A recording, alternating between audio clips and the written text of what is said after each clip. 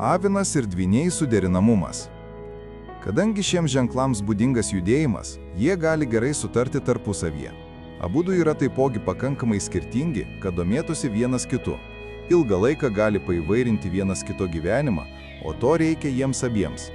Ši sąjunga gali būti nuostabus potyris abiems. Tiek avinas, tiek dvyniai yra labai aktyvūs, nenustygstantis vietoje, nuolat ieškantis naujovių.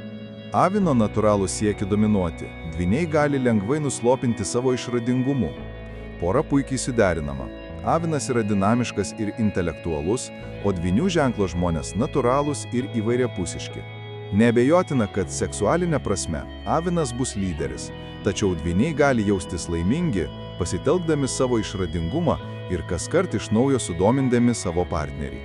Tokia santuoka gali būti itin sėkminga. Tikiuosi, kad šis vaizdo įrašas suteikė jums naujų minčių ir padėjo geriau suprasti likimo ženklus. Jei jums patiko, prenumeruokite mūsų kanalą, kad nepraleistumėte būsimų vaizdo įrašų.